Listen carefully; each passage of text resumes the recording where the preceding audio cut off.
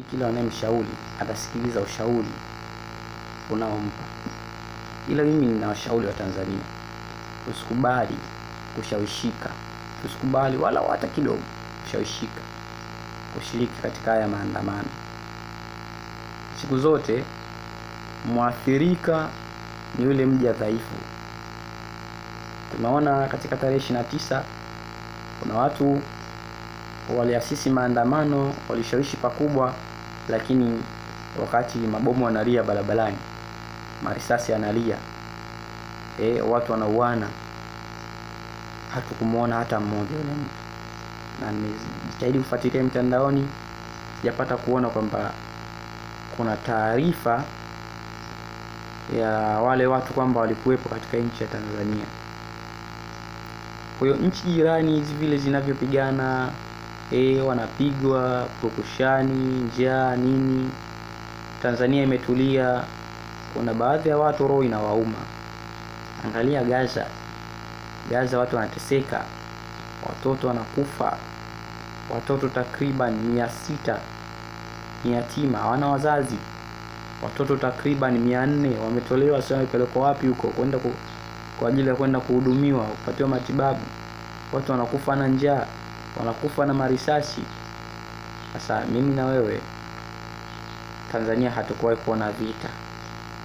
Tunalopoka, tumeshakula, tumeshiba, tunalopoka. Hebu tumwacheni rais afanye yake. Laiti kama ingelikuwa tunadai haki, tungelitafuta maandamano ya amani hiyo tarehe 29, tungeweka mabango, tusinge choma si masheli si madejani, na tungeweka wazi haki tunayotafuta ni haki ya aina gani. Haki hiyo haina jina.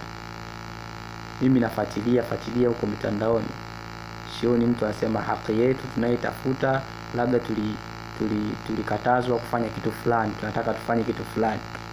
Hebu izungumzwe basi hiyo haki, si tufahamu kweli kama ya maandamano watu wanatafuta haki yao, au haya maandamano ndio vile tena kuja kwenye udini na ukabila. Mimi ni washauri wa Tanzania, ni washauri viongozi wa dini, ni washauri vijana, wazee, watu wazima, sote tusikubali nchi yetu ingie katika matatizo. Hakika amani, utulivu, salama ndiyo chanzo cha maendeleo katika nchi yetu. Tanzania ni nchi huru. Tanzania ni nchi ambayo ina faida kubwa kwa sisi wananchi, ina pesa, ina rasilimali nyingi ambazo sisi wananchi tunazihangaikia na maisha yetu yanaenda.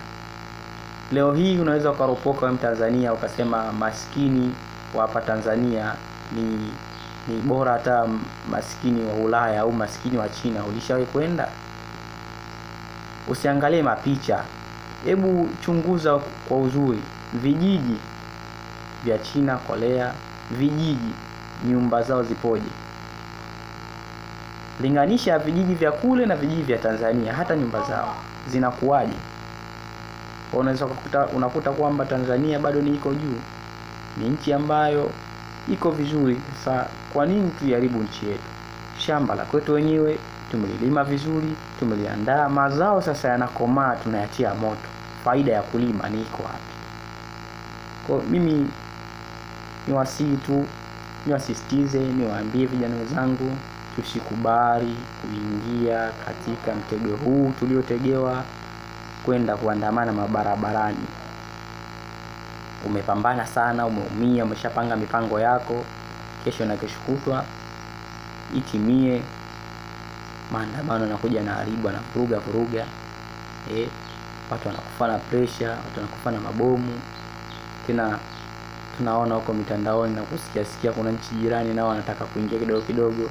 Huenda pia nchi jirani zinachochea ili mradi sisi tuwane wenyewe kwa wenyewe, wao wakija waje kumalizia. Kwa hiyo mimi niwaambie tu wa Tanzania, niwaambie vijana, niwaambie viongozi wa dini, niwaambie watu wa serikali, viongozi wakubwa, wadogo, jitahidini kwa kadri ya Allah atakavyowajalia kuweka mikakati isije zikatokea vurugu katika nchi yetu. Assalamu alaikum warahmatullahi wabarakatuh.